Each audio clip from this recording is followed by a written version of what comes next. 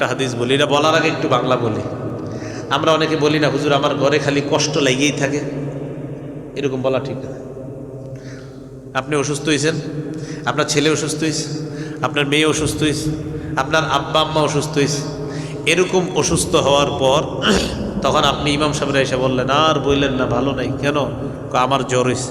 আমি ভালো হওয়ার পর বিবি রয়েছে, বিবি ভালো হওয়ার পর ছেলে রয়েছে, ছেলে ভালো হওয়ার পর মেয়ে রয়েছে, আর বললেন না, বালা মুসিবত লাগেই থাকে করে। এরকম মাঝে মাঝে হয় না?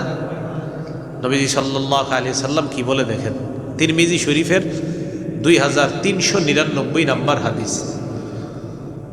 ক্বালা রাসূলুল্লাহ সাল্লাল্লাহু আলাইহি ওয়াসাল্লাম, নবীজি বলেন, মা ইয়াজালুল বালাউ বিল মুমিনি ওয়াল মুমিনাত, ঈমানদার নারী পুরুষের জীবনে যদি বালা মুসিবত লেগে থাকে,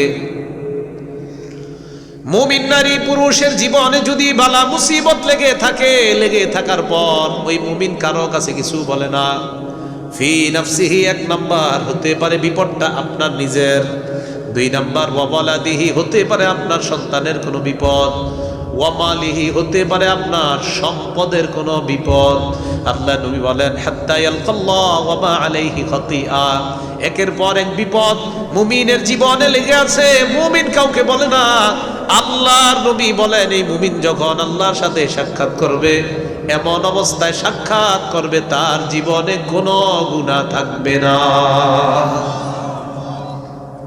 কাউরে না বইলা আল্লাহরে বললেন। আচ্ছা বলেন তো, আপনারা যে মানুষে বলেন বিপদ ছাড়ে না, বালা মুসিবত দূর হয় না, এটা বললে লাভ হয় কি? দূর হয়েছে? এটা যে আমার যে বলছেন বিপদ দূর হয়েছে, তাহলে বিপদ লেগে থাকলে আল্লাহরে বলেন।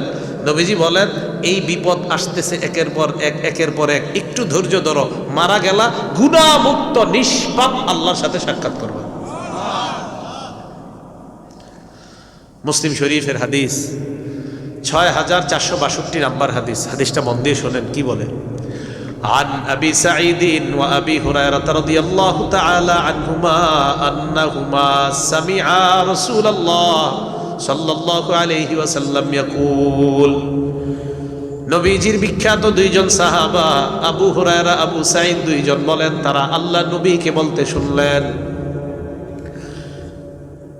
মা ইউসিবুল মুমিনা মিন ওয়াসাবিন ওয়ালা নাসাবিন ওয়ালা সাকামিন ওয়ালা হাজানিন হাত্তাল হাম ইউহাম্মু ইল্লা কুফিরা বিহি মিন সাইয়্যাতিহি, কোন মুমিনের জীবনে কষ্ট, দুঃখ, দারিদ্রতা, অভাব অনটন, বালা মুসিবত লাগে, এমন কি আপনি আমাকে হঠাৎ একটা কথা বললেন, কথা বলার পর আমি একটু ভাবলাম, এটা কি হইল, বিষয়টা ঠিক না, একটু ভাবছেন আপনি। আল্লাহ নবী কয়, এই যে সামান্য সময় তুমি একটু ভাবলা, এই কারণেও তোমার জীবন থেকে কুফিরা বিহি মিন সাইয়্যাতিহি, তোমার গুনাহগুলা ঝরে পড়ে যায়। মুমিন কোনো বিপদে খালি ভাবতেছে, আমার জমিনটা এই ফসল করার কারণে এই গত বছর আমি এটাতে 10,000 টাকা লাভবান হইলাম, এবার আমার 9,500 হলো, তার মানে কি এবার সার ভালোভাবে দেই না, একটু কেন লাভটা কম হলো, একটু খালি আপনি ভাবছেন বিষয়টা নিয়ে। এই যে আপনি ভাবলেন, এটা তো আপনি কোনো গুনাহের কিছু ভাবেন নাই, খালি একটু টেনশন করছেন, পেরেশানিতে ছিলেন। নবী কয়, এই যে সামান্য একটু পেরেশানিতে ছিলা, এতেও মুমিনের গুনাহ মাফ। তাহলে মুমিনের এই কারণে যদি গুনাহ মাফ হয়, সন্তান জন্মের সময় মারা গেলে ধৈর্য ধারণ করলে গুনাহ মাফ হওয়ার সম্ভাবনা কম না অনেক বেশি? তিরমিজি শরীফের 1021 নম্বর হাদিস। আবু সিনান রহমতুল্লাহ আলাই বলেন, কি নাম? ওনার ছেলের নাম সিনান। ছেলের নাম কি? সিনান। কথাটা মন দিয়ে শোনেন কি বলে। উনি বলেন, দাফান্তু ইবনি সিনানান, আমি আমার ছেলে সিনানকে কবরে দাফন করলাম, মানে বাবা সন্তানকে কবরে দাফন করছে। এটা কবর, কবরে দাফন করার পর ও আবু তলহা আল খাউলানি জালিসুন আলা শাফিরিল কবরি, আবু তলহা আল খাউলানি রহমতুল্লাহ আলাই, তিনি কবরের কিনারায় বসা ছিলেন। আমি আমার ছেলেকে কবরে দাফন করলাম, তিনি কবরের কিনারায় বসা। তাহলে দাফন করলো কে? বাবা ছেলেকে, আরেকজন আলেম কবরের পাশে বসা। ফালাম্মা আরাদতুল খুরুজা, আমি যখন কবর থেকে বের হতে চাইলাম,